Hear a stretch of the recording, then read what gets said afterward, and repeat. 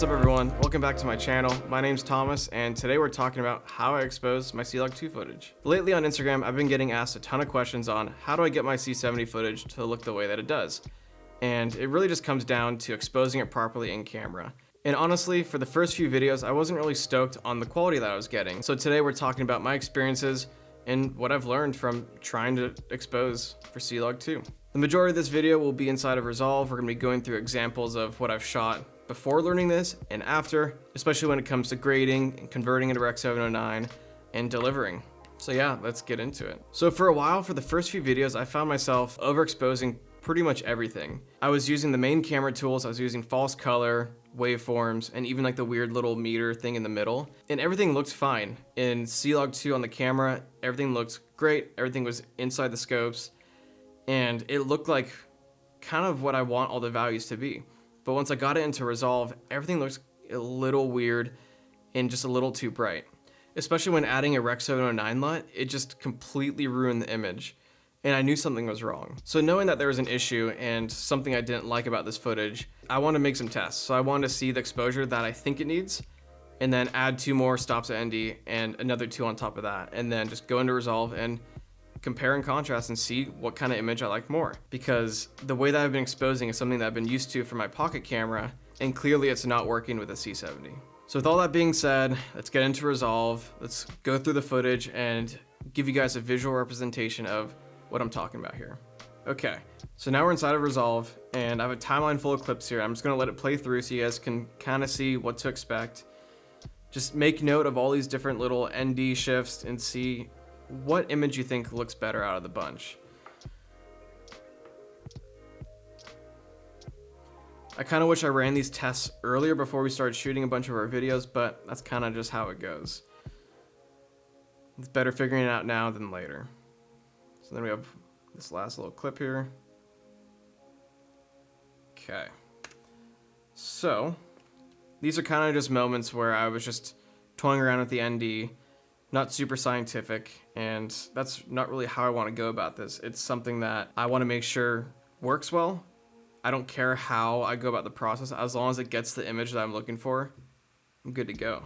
So we have this first clip here, and you see that I have it exposed at something that I'm pretty happy with. So you see that everything's contained. If you look at the waveforms here, everything's looking pretty good. And then let's move through. I believe this is 0 stops at ND. So this is 2 stops, 4 stops. So let's just cut that clip there so we can go back and forth. So looking at these clips in the CLOG2 format, I think the left one, the one with 2 stops at ND, looks better from the get-go. This is how it looked in camera. Everything looks pretty naturally exposed. And then this one just looks a little too dark. But here's the caveat. Let's add my CLOG2 LUT. I recently came out with some LUTs. I have CLOG2 to Rec 709, and I have Blackmagic Gen 5 to Rec 709.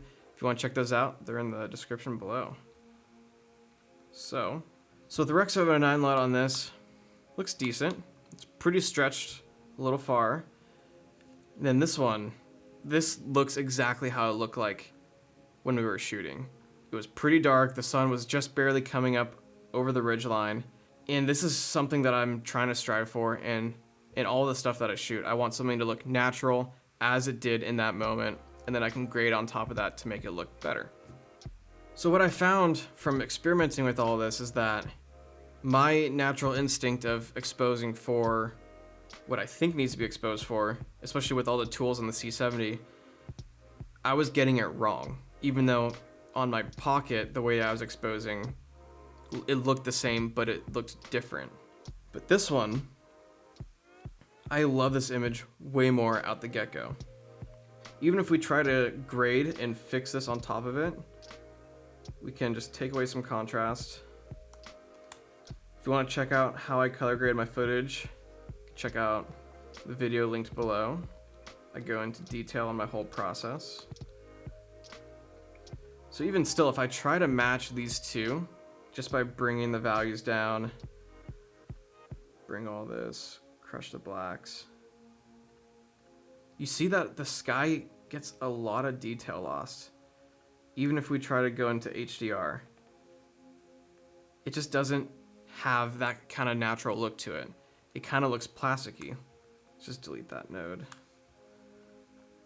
and delete this node.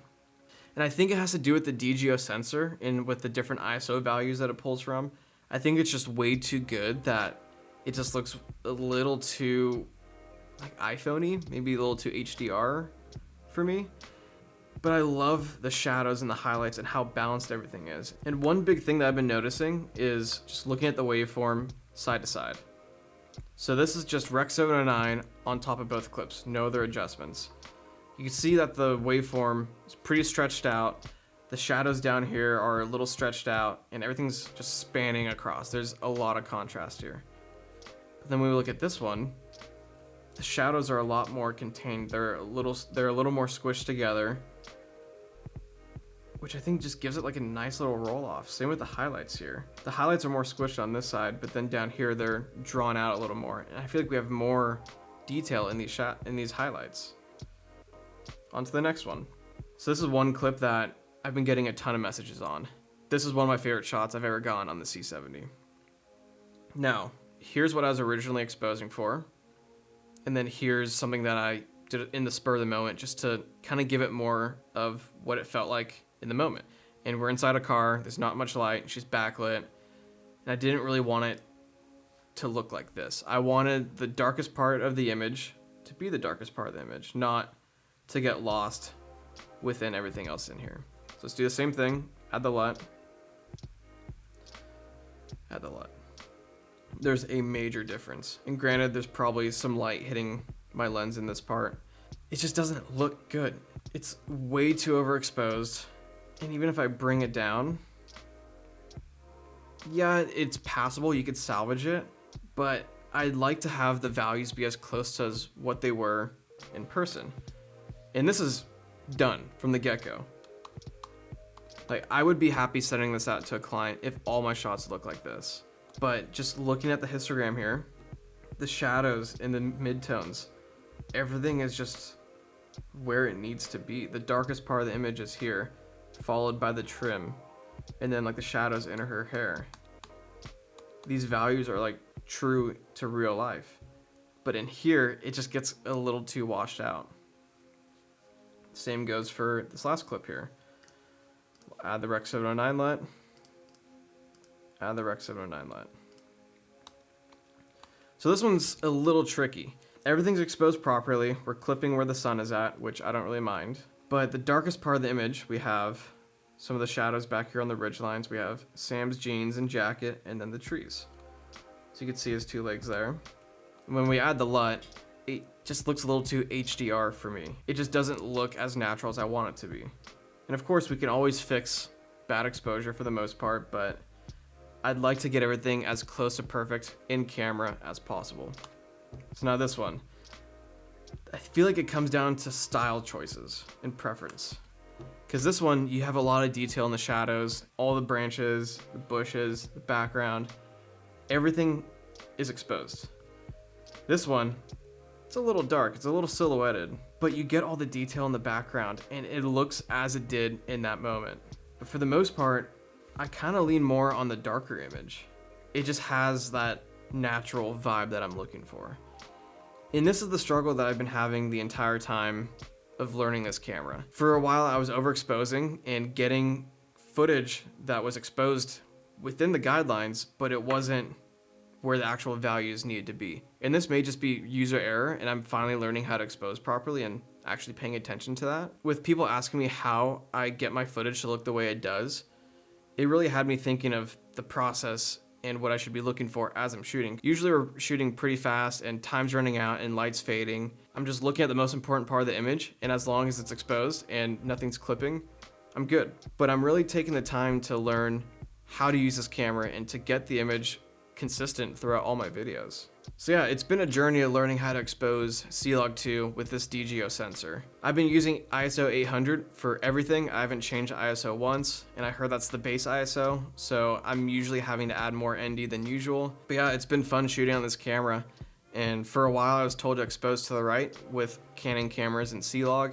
but I've been really liking preserving the highlights and bringing the whole image down essentially exposing to the left. Yeah, I feel like it's really important to get your image as close to perfect in camera rather than trying to fix that in post. And I've been really striving to do that with the C70 and just learning the look that I like and trying to make that consistent throughout every video I shoot. So yeah, if you guys want to see how I color grade the stuff, check the link below. If you're interested in some LUTs, I have those Rec 709 LUTs linked below. So yeah, I hope you guys enjoyed. Like if you did, and if you have any questions, leave them in a comment below or send me a DM on Instagram. I'd love to share what I've learned from the C70 with you guys. So see you in the next one. Peace.